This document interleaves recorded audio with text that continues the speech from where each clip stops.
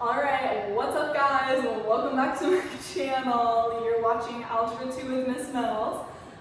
We are currently on Unit 2.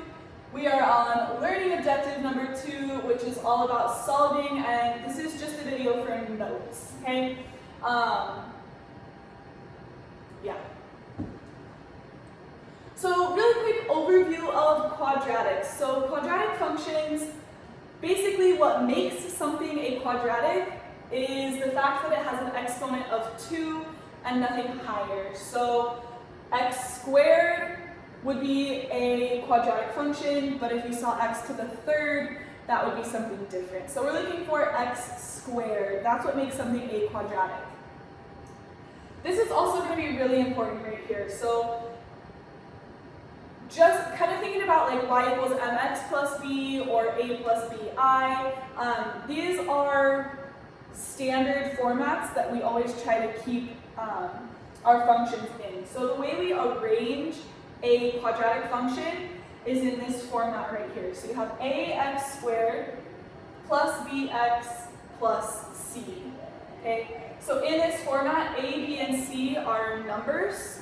So you might have like 2x squared plus 5x plus 1 or something like that. But we're always going to try to keep it in this order right here.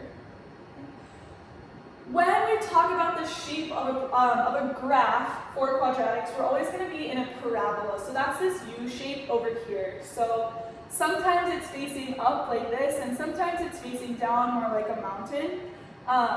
But this U-shaped graph over here is what comes from our quadratic functions. So working in ax squared plus bx plus c, again that exponent of 2 and nothing higher. And then the graph shape is always going to be that U-shaped parabola over there.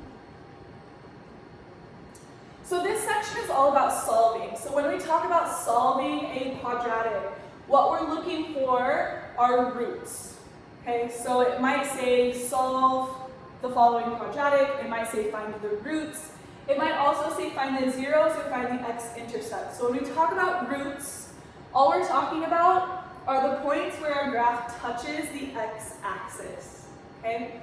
They're also called x-intercepts or zeros. So these three things right here are all the same. Roots, x-intercepts, and zeros. Okay? Roots, x-intercepts, and zeros are all the same thing. They are all referring to the point where our graph or our parabola touches that x-axis. And when we talk about solving, we're trying to find those points. That's the whole idea. So just as another quick kind of visual for you, remember the graph shape is a parabola.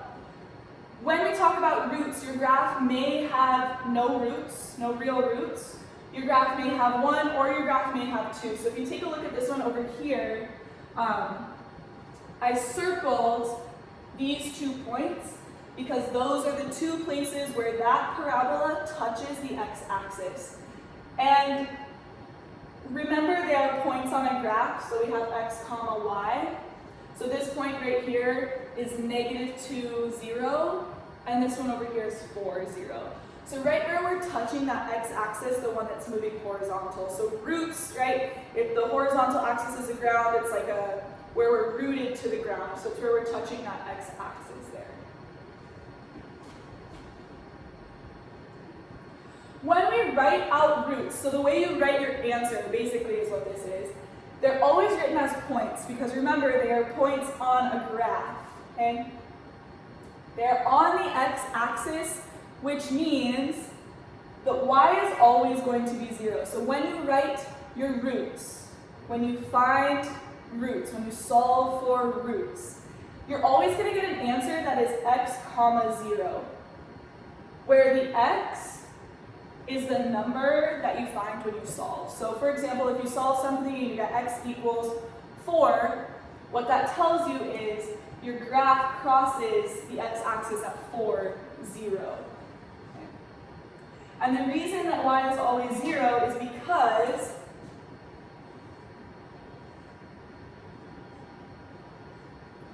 remember when we have x and y, x is going left and right, y is going up and down.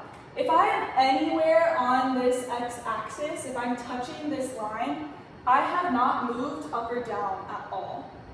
As soon as I have a y value that is, for example, 1, it means I moved up and I'm not on the x-axis anymore, which is not a root. So all of your roots are going to be x comma 0. So when you're writing roots, the y is always going to be 0, and you're solving for this number right here.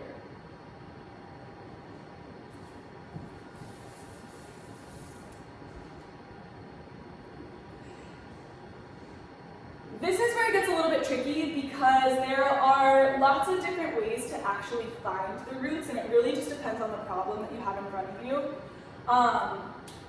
You have to be able to choose the correct method based upon the problem that you're given. Sometimes it's really easy because sometimes it'll say use the quadratic formula to find the roots, or it will say factor to find the roots. Other times you have to be able to look at a problem and figure out, okay, which of these 4 makes the most sense here? Okay. So the 4 methods that we're going to use in this class are solve by isolating, using the quadratic formula, factoring, and completing the square. So each of these has their own process. It's a different method. Each of them are a little bit different, and each of them will work with different types of problems. So just being able to determine which one works in a certain situation is a little bit tricky, which is what we're going to work on.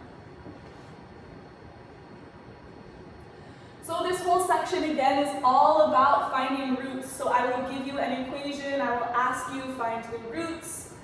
You have to know which of those 4 methods are you going to use, and then just making sure that we are writing them in as ordered pairs. So that's going to be the most important part. Okay. But generally that's the main idea for this section.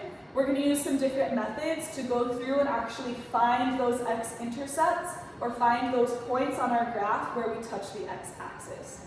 So in the following videos, I will go back over these 4 methods and actually show you some examples of what I'm talking about here. But this is kind of general overview, what you should know from this. Standard form is super important. Okay? Ax squared plus bx plus c.